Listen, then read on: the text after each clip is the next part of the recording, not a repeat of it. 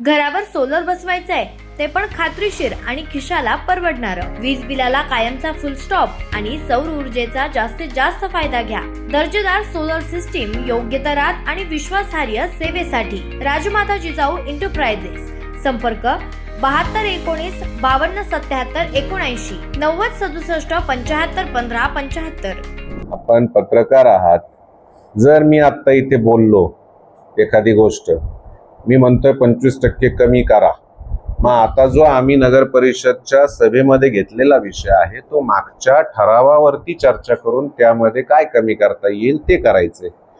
तर मग त्यात 1800 मध्ये 20% वाढवा आणि कमी करा हा विषयच होत नाही. जो ठराव झालेला आहे ऑलरेडी त्याच्यावरती ती चर्चा करतोय आपण पाणीपट्टीची. त्यामुळे हे समजून घेण्यासारखी गोष्ट आहे. मग आता माझ्याकडून चुकून निघून गेलं, हा मी अशा स्वभावाचा आहे, माझ्याकडून मी बोलून गेलो, मी त्या गोष्टीचा विचार करत नाही. परंतु मी बोलत असताना जर मी चुकून वेगळं काहीतरी बोलून गेलो तर मी तेही सांगेल ना बाबांनो की मी चुकून ते बोललोय, मला असं नाही असं म्हणायचं होतं. परंतु तुम्हाला तिथं 2 वेळा 3 वेळा विचारल्यानंतरही तुम्ही हे म्हणालात की नाही तुम्ही 25% म्हणताय, आमचं म्हणणं आहे 20% कमी करा. अहो आपण ठरावावर बोलतोय, हे माझे शब्द होते. हे सभागृहात जे काही उपस्थित होते त्यांनी खऱ्या मनाने सांगावं की असंच झालं का नाही झालं. त्यामुळे मला याबाबत वेगळं काही बोलायचं किंवा आता तुम्हाला सावरायचं एक आहे. मी याबाबत असं म्हणेल, विरोधकांचं काम असतं ओरडणं, परंतु कुठलंही विधायक काम होत असताना आपल्या गावाचं भलं बघायचं असेल तर त्यावेळेस आम्ही यापूर्वी कधीतरी विरोधी बाकावर बसलेलो आहोत. त्याही वेळेस पाणीपट्टीमध्ये वाढ झालेली आहे. योग्य पद्धतीने करा, जास्त वाढवू नका किंवा काय, हे आम्ही मागणं केलं होतं आणि त्यावर चर्चा करून आम्ही तो जो काय योग्य निर्णय करायचा तो केलेला होता. मला असं वाटतं विरोधकांनी हीच भूमिका ठेवायला पाहिजे होती की आपल्याला चांगल्यात चांगल्या पद्धतीने पाणी पुरवठा करायचा असेल. मला तर काल परवामध्ये या ज्या काही चर्चा चालत होत्या, दादा हे विरोधकांना काय घेणं आहे म्हणे, यांच्या गाडीत पाण्याचे बॉक्स असतात बिस्लरीचे, अशा पद्धतीने गावात चर्चा करतात. बरं, सर्वसामान्य लोक सांगतात आम्हाला 8.25 रुपये परवडते दादा. काय म्हणजे मला तर माहिती नव्हतं दिवसाचं किती येत आहे. 8 रुपये 17 पैसे का असं काहीतरी येत आहे, बरोबर ना. हे मला सर्वसामान्य नागरिकांनी चौकात गप्पा मारता मारता सांगितलेला विषय. आम्ही तर त्या खोलातही गेलो नव्हतो की भारपार तर 3000 रुपये म्हणजे महिन्याला किती येते बघा रे, असं साधारणतः गणित होतं. किंवा 3650 ही 10 रुपयांनी येणार आहे, 10 रुपयापेक्षा कमी एवढंच गणित होतं. पण 8 रुपये 17 पैसे येते हे मलाही माहित नव्हतं, हे सर्वसामान्य नागरिकांनी सांगितलंय. त्यामुळे मला नाही वाटत की यात त्यांनी काही फार वेगळं हे केलं पाहिजे. सर असं असतं, झोपी गेलेल्याला उठवता येत नाही. झोपलेला असेल तर त्याला उठवता येतं, पण जो सोंग घेतोय त्याला उठवता येत नाही. त्यामुळे विरोधकांचं काम आहे, प्रसिद्धीसाठी ते या गोष्टी करतायत, त्यांनी कराव्यात.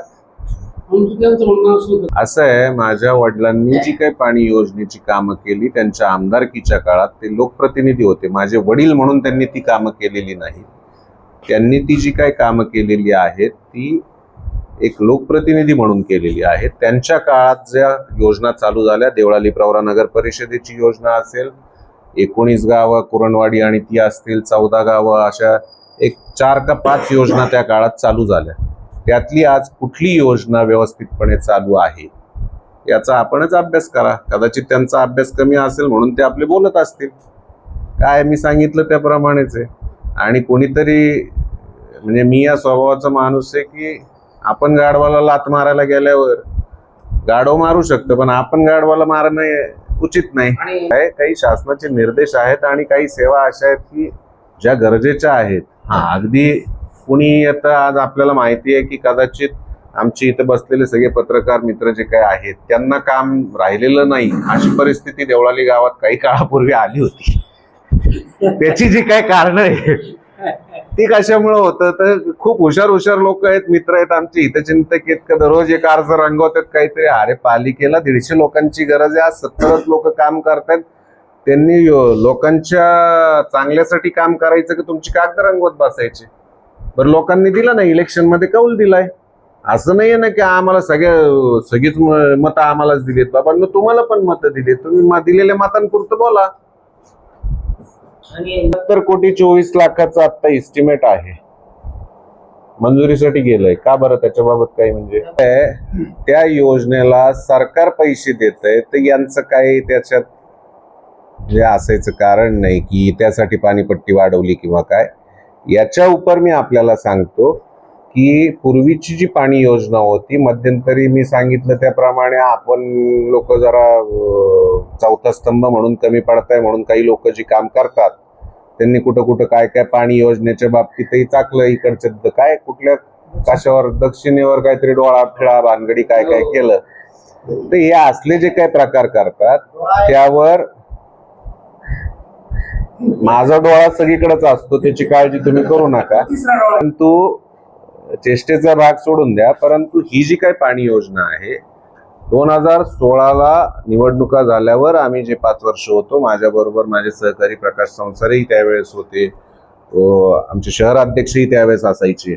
तर त्यावेळेस या योजनेला काही ठिकाणी लिकेजेस आहेत आणि ते बंद करायचे. त्या बाबतीत म्हणजे आपण जर जुनी कागदपत्र काढली तर ते पालिकेने खर्चही केला त्याच्यावरती, किरकोळ प्रमाणात आहे तो, म्हणजे अगदी लाखातही नाही गेला, काही हजारात असेल तो. परंतु ते ज्यावेळेस आम्ही करण्याचा प्रयत्न केला त्यावेळेस असं लक्षात आलं की आपली पाणी मेन लाईन जी आहे मुख्य जलवाहिनी ती खराब झालेली आहे. आपण ती जर कुठं बुजवायला गेलो किंवा त्या लिकेजेस बंद करायला गेलं की ती नवीन कुठेतरी ठिकाणी काहीतरी अजून फाटाफूट होती आणि वेगळं काहीतरी होते. 2021 मध्ये आम्ही चार्ज सोडल्यानंतर काहींनी शांतपणे करून त्या गोष्टी करायला लावल्या आणि त्याचं दुर्दैवानं आपण सर्वजण देवळालीत जे कोणी राहतात किंवा ज्यांना कोणाला माहिती आहे, आम्ही 4 वर्ष जे प्रशासकांची होते त्या 4 वर्षामध्ये 3 वेळा पाणी पुरवठ्याची लाईन फुटली. आणि मी हे म्हणजे आज नगराध्यक्ष म्हणून जबाबदारीने सांगतो की त्या 4 वर्षाच्या काळात नैतिक जबाबदारी म्हणून प्रत्येक वेळेला ते काम करून घ्यायला मी स्वतः जातीने तिथं हजर राहिलो, ती कामं करून घेतली. नगर परिषदेची आर्थिक परिस्थिती त्यावेळेसही नव्हती, त्याची काही बिलं ही मी वैयक्तिक दिली आहेत, काही दिलेलीही नाहीयेत. म्हणजे मी सौजन्यामध्ये लोकांशी बोलून आपलं पाणी पुरवठ्याचं काम आहे, तुम्हाला काय मटेरियल लागतंय ते देतो, परंतु ते जे काय काम करायचे ते तुम्ही करून द्या, अशा पद्धतीने काही कामं आम्ही त्यावेळेस करून घेतलेली. त्यामुळे हे विरोधकांना बोलायचा अधिकार नाही आज.